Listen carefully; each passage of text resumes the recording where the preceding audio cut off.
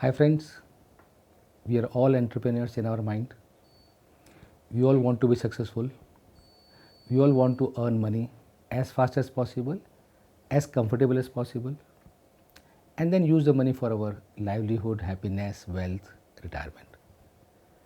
We all work for somebody else, and at that time we feel if we do the similar efforts for ourselves, why not we do it?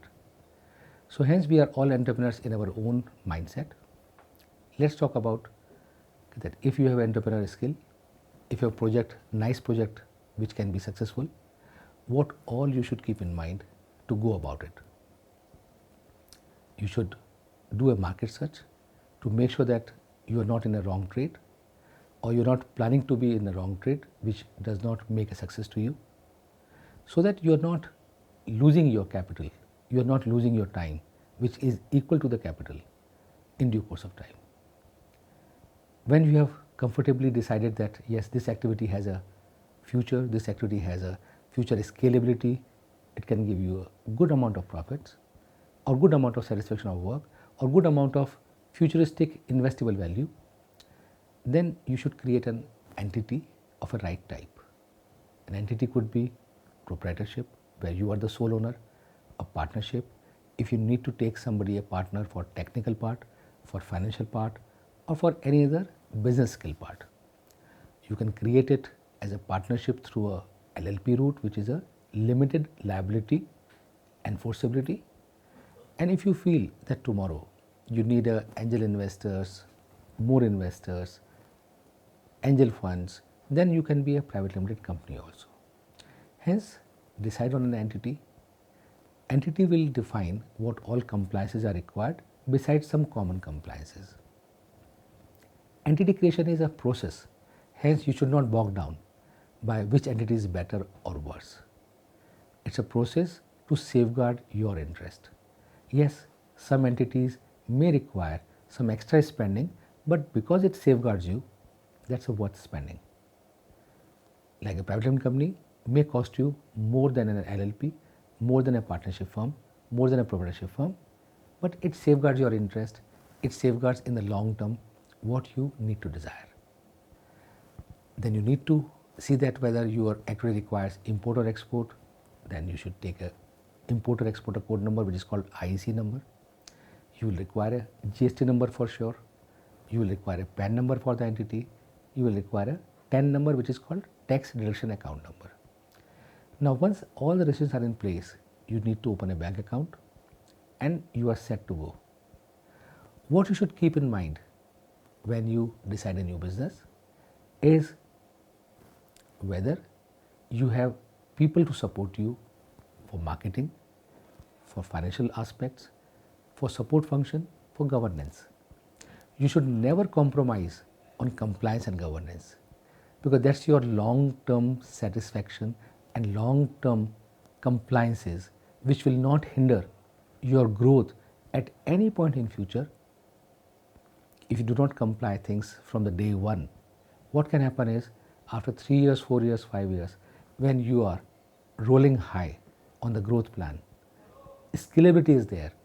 At that time, any letter coming in from any government department asking or seeking information about since inception for some compliances which you omitted to do, which you forgotten to do, which your consultant did not advise to do, will create an impedance of growth, will create a concern for growth, will create a reasonableness doubt in the minds of authorities that you may be a person who do not care about the compliance and governance. Hence, compliances from the day one is always beneficial for you, is always sustainable and scalable for all times to come. Second aspect which you should take care in the business is you should have right kind of advisors to you. I am again saying right kind of advisors to you. They are advisors by name, but they should not be a yes man. What you need is a critical assessment of your decision making, critical assessment of your scalability, instead of a yes man accepting and suggesting what you want to do as is. Once anybody assesses your requirement, assess your plans of future critically, then he will say what you are right, what you are wrong. If you are right, how to go about it. If you are wrong, how to correct it. With that correction, you have got an advisor who is to your side like a family man, who is your side to ensure that your scalability is not short lived, but scalability is long lived and to any heights. Such advisors team, you have to see when you deal with them that they are not just advisor for gaining for their advising fee, but they really care about you. They are your well-wishers and they are truly your advisors in terms of critically analyzing your activities of business in right forum. Once you have right advisors, your product is doing fine. My suggestion would be whatever you earn, you should not plow back everything into the business. Business is like a endless need of money for any amount of growth. Hence, you should not plow back anything and everything what you earn.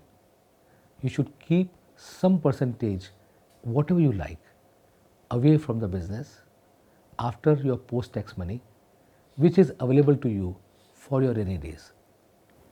You can put everything in the business, but if at any time business does not do well, then you may repent about your decision. Hence, this is a very critical aspect of thinking, as the money taken out of the business will not give you the same yield as the business is giving, but it will give you a comfort, satisfaction, or a corpus to handle your rainy days. These are the basic guidelines for your starting a new business, and I'm sure when you start a new business, you get a guidance from your parents, from your mentors, from the peers, colleagues, and anyone who is in the same business with whom you got inspired.